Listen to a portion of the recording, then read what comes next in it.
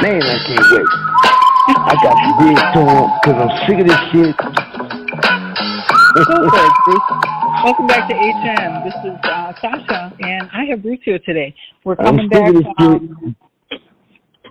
to talk about what's going around these YouTube streets. All of the talk about the text messages. I know it's been going on for a week or so here, and everybody's got an opinion, seeing what's happening. And what they don't know is what Bruce has to share about that. I actually just recently found out that Bruce was actually at the Dolphin Hotel while the text messaging between mama and daughter was going on. And Bruce wants to tell you about what they were doing at the Dolphin Hotel, being in Disney, that kind of stuff. So I'm going to let him let you know what the day started like and what it turned into. I don't think he was even aware, until these text messages came out recently. But he has quite a bit to add to what was really going on behind the scenes when the texting was going on. So welcome back, Bruce. Yeah. Hey, can you imagine? Okay, the day started off. I'm really excited because my nephew has come, and we're going to have a day at Disney and Universal Studio with my nephew. So. And you're talking about little Rob, right? Robert Jr. Yeah. Okay. So we actually had a really, really good time at Disney and Universal Studios that day. So when we got done for the day, at least I was beat because Robert and we went on everything. Little Robert, because Big Robert didn't want to get on any rides. He wanted to get on the teacup and the little train, but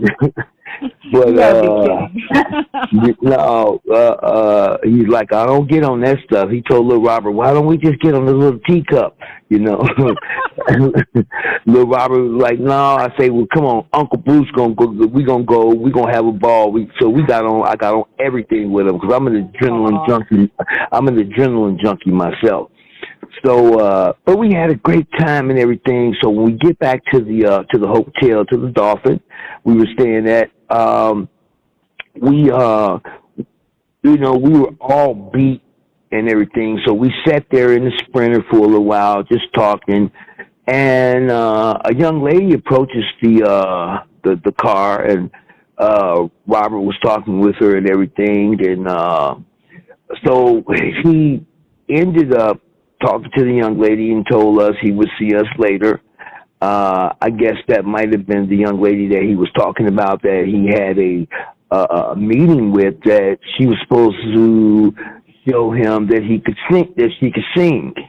So nothing else to think about. Everybody went to their rooms. I'm in my room for like maybe 30 minutes, maybe 35 minutes. I get a knock at the door. Police. It's the police. So, I don't think nothing twice about it. I opened the door, and they asked me, is there a young lady here by the name of Clary? And I was like, no, there's no one here but me. And so they were like, okay.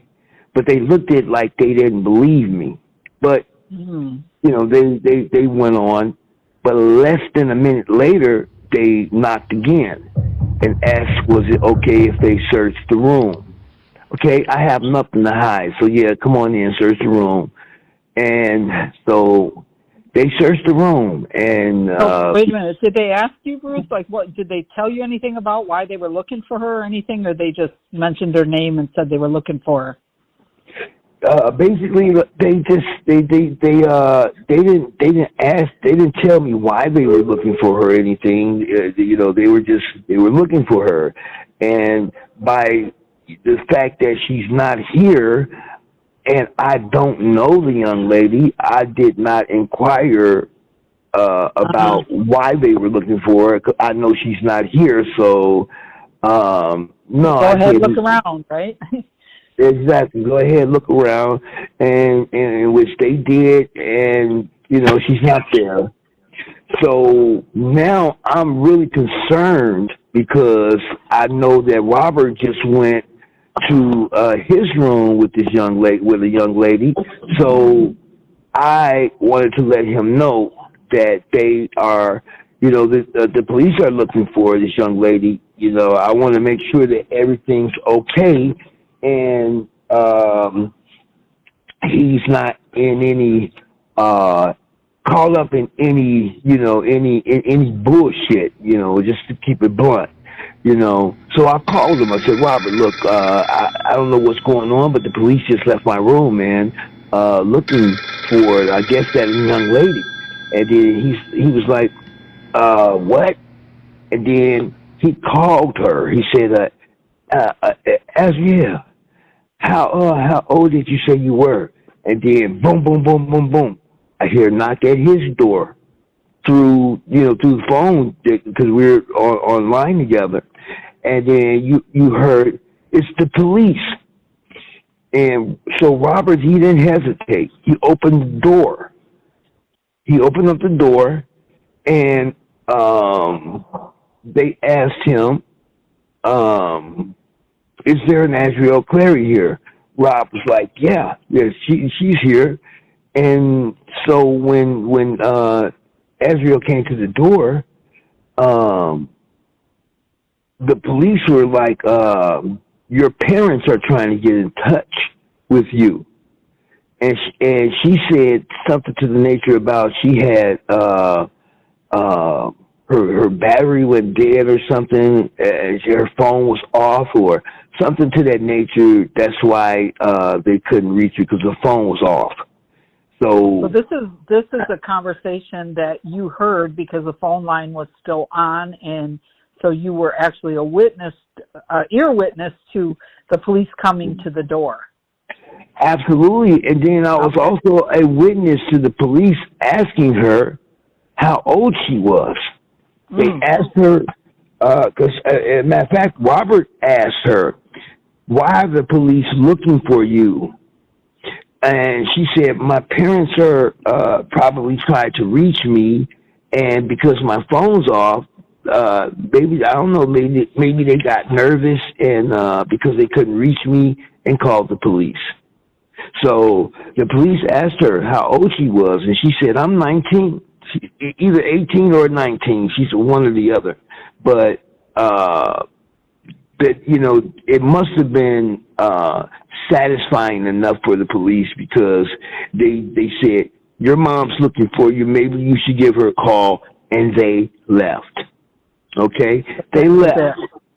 Huh? That was it. Do you know if they asked her for an ID, looked at her ID or anything? Yeah, I heard something about ID, but sometimes it gets it was getting a little where I couldn't hear certain things and stuff, but I did hear something about ID, and some fumbling and stuff went around, was being heard. And again, like I said, I do believe that she did show them her ID, and because there was nothing further to say but have a good night and make sure that you call your parents, they're worried.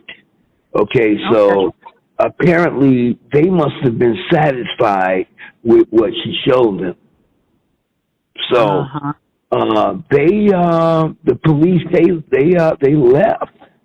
But I saw a video yesterday of Angelo Clary, and he was saying that the police was after Rob, and he made some kind of an escape or something like that. It was really confusing to me, because I'm like, okay, I'm there. I was there. And he said when he looked up, the cars, the tour buses, everything was gone. Mm-hmm. We did not leave that night. Not at all did we leave. Right. we got Well, you know what? we got little Robert with us. Okay, so what are we going to tell little Robert, hurry up, pack up? We got to make a getaway? No, nothing like that happened. Okay, we've been touring for years, and never have we ever had to leave abruptly or immediately because we feared that Robert or anybody in our crew was in jeopardy of going to jail. Nothing like that has ever happened before. And Okay. it certainly didn't happen that night. Yeah, I just wanted to chime in on something. I know that I've heard the daddy talk about the incident, you know, over the course of your brother's trial and things like that around YouTube. But I've heard different stories where he says that they, you know, that she left school that day.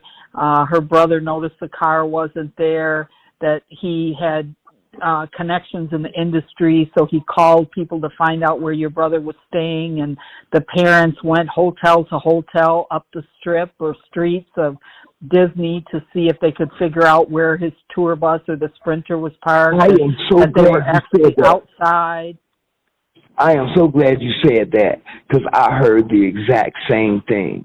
But Right. I've heard he escaped out of fire escape, and I could just picture your brother running down the streets of Disney trying to get away because it just doesn't seem real to me. Again, I'm glad you said that because when I seen that, and I think about what the text message stating when her mother is texting her, she's in the parking lot. Okay, she's in the parking lot. So if if you're a person with a half a brain, you can discern that this is a bunch of bullshit and they need to cut the shit because she was talking and texting Azriel, and she knew exactly where Azriel was. She knew it. Mm-hmm. So for them to pretend that they didn't know, it's evidence to me that they had something planned, and it was more diabolical than we know. Most definitely. And also the text messages between them, the time frame of her speaking to her, knowing where she was going, what hotel she was going. I believe her mom even was giving her directions on how to get there, what to wear, how she should wear her hair, how to wear her lipstick, how to wear her lipstick. Don't wear no lipstick because you're gonna look like you're grown and all this and stuff. What mother does that? Right. Mm-hmm. What mother does that? And then portrays the act that they're victims. They were predators. They were the predators. Mm-hmm. Mm-hmm. My brother was the game. So, wow. For them to play like we've done nothing wrong and their daughter is a victim and all this and stuff. I'm sorry, but if you ask me and you look at Azriel Clary's demeanor, even today, he acts predatorial, and it's not just about Robert, but other artists or what have you as well. She's on the prowl, and her parents are on the prowl as well. But again, what type of mother or father would put a daughter in a position like that to try and come up? Right, in the relationship, texting, if you did not know that was her mother, you would think it was another 17-year-old or 18-year-old young friend of Azriel's, the way she spoke with her.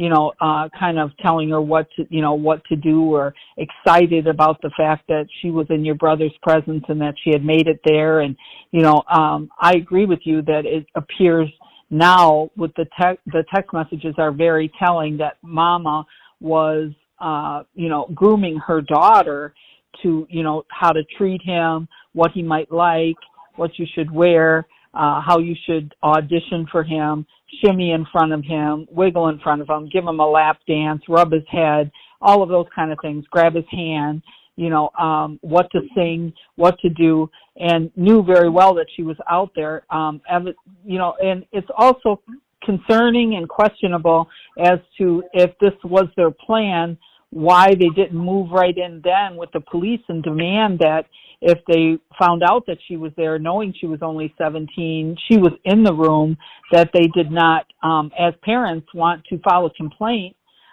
or demand that she be brought down to them. They allowed her to stay in the room. And I know one point in the text messaging, Mama says something about leave your driver's license in the car.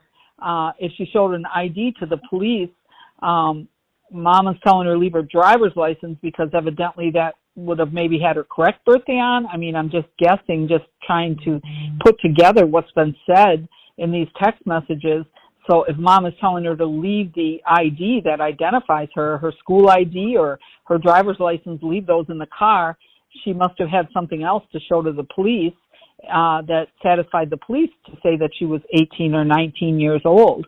And, it caused the question, like, why would your brother think anything else about her age if the police have looked at her identification and verified it, whether he looked at it or not? He had reason, any reasonable person would say if the police looked at and were unable to, verify or identify this as a false ID, what would make your brother an expert in knowing that she gave a false ID or that she was underage? From that point forward, he's believing that she is okay. So I don't know what happened in that room before the police came, if anything happened. And it's really comes down to him, her, and God that knows if anything took place before that. But after the police are there and verify that she's old enough and leave the room without any problem, her parents are outside, and they're not demanding that their 17-year-old daughter be brought down, why weren't they telling the police, we want our daughter brought down here? They didn't do that. So were they waiting on, Well, that's because they said that they attempted to do that, but he escaped. Remember? Okay. That's what Mr. Clary said, that they attempted to get her to come down or something like that. And when they went to the room, he had already made his escape. And so, the police didn't issue a warrant for him? When it came down, the cars, the tour buses, and everything was gone. But I mean, if you go back to that date, and view video footage of the parking lot, they had plenty of cameras around. That tour bus didn't move. Those cars didn't move. We did not move anywhere. We stayed right there at that hotel. Wow. Until we left. And she did too, evidently, from the text messaging. She stayed there too. So they evidently didn't demand that she be brought out to them or that he be arrested or right. 17. Exactly. None of that was brought up or demanded that or even a police report that anything went on or anything of that nature. So, and then to top it off, after that, if it was so much wrong, why did she end up going to Vegas?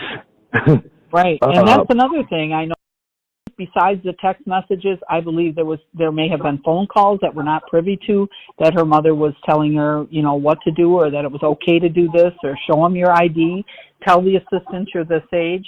Her mother was excited and wanted her to travel, evidently. And at that point, I don't know if her father, from the text messages, we can't tell if her father was aware of that, or if this is something his wife was keeping from him. The text messages are very telling about Mama, and it sounds like Azriel did more talking to her father, or Mama did, because he's not in these, that's not a group message.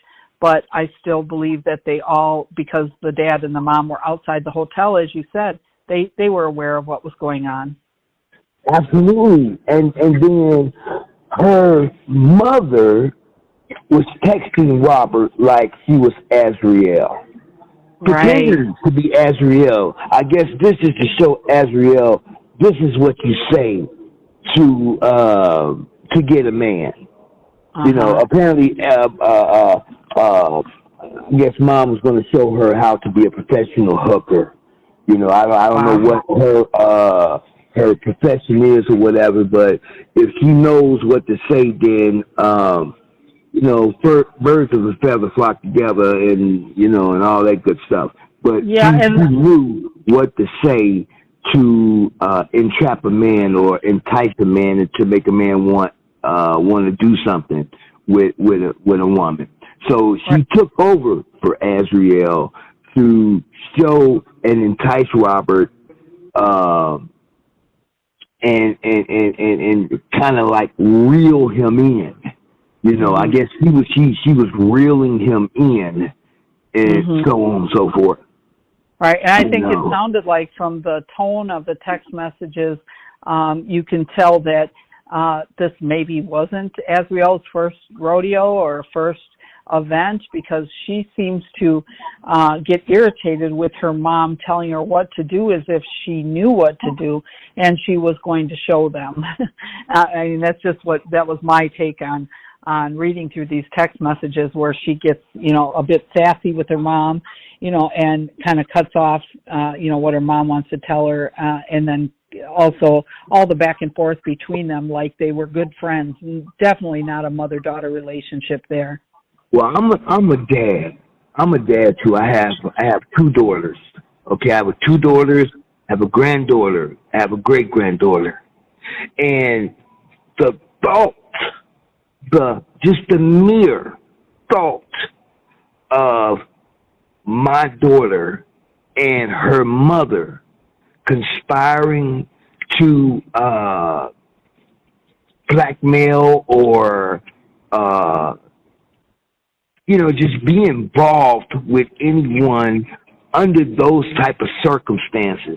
First of all, it really don't compute with me, because that sort of thing I would never think of, let alone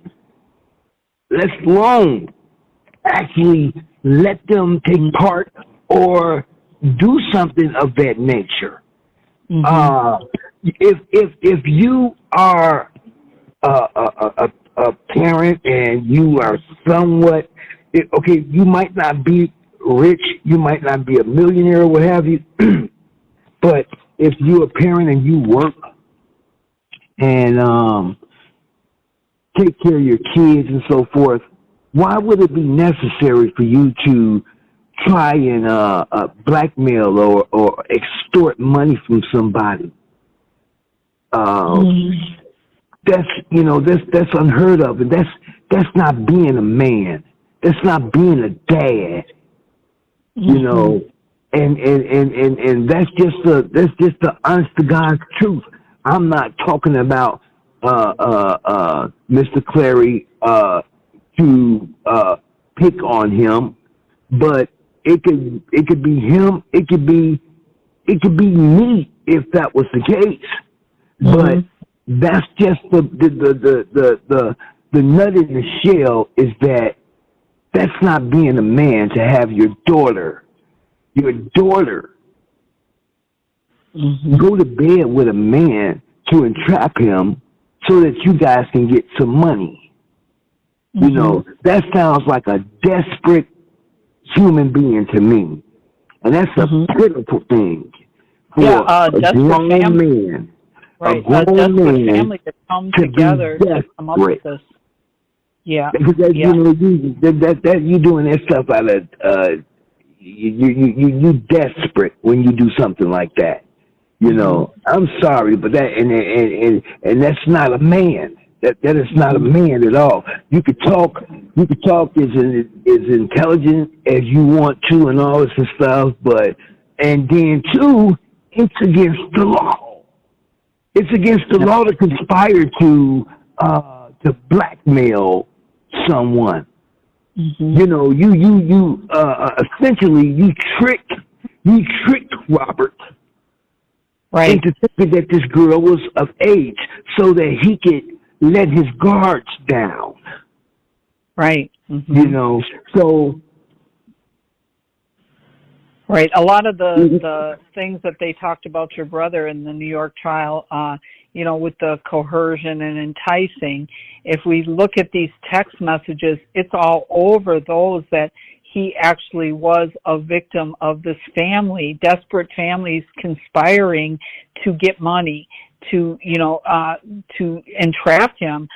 When you hear the mother talking about his zodiac sign and, you know, what a Capricorn likes, what a Capricorn man likes, and all the constant prompting her daughter as to what to do, you know, blow a kiss at him, you know, do cute things, and constantly, how do you look? I mean, it really very, very twisted, very shameful, and very, very desperate to, you know, at one point she said, you know, you have to keep him interested, give him a massage tonight. Now that you've got him under a spell, make sure you send him pictures. We have to constantly keep you on his mind. I mean, this was continuous throughout the trip. Wow. Isn't that something? Isn't really that something? Yeah. It is really something.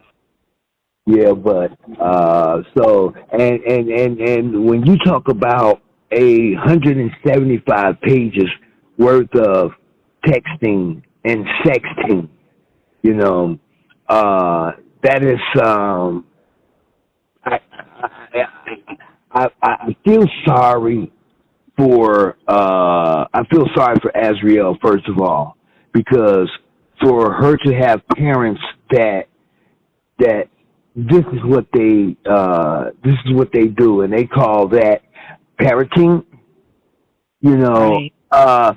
She was a minor. She was a minor, and they neglected the fact that they are still responsible for this young lady, and they neglected the fact that by them disregarding the law, they committed a crime themselves.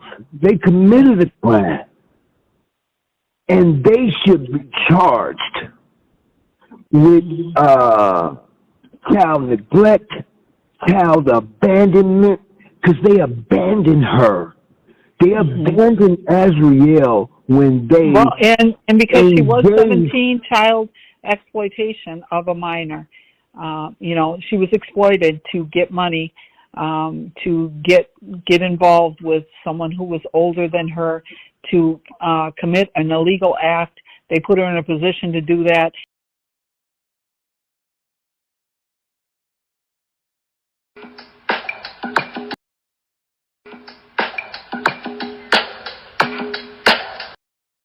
Responsible for his actions. I think that if they were a part of why he responded or reacted, they need to be accountable for that.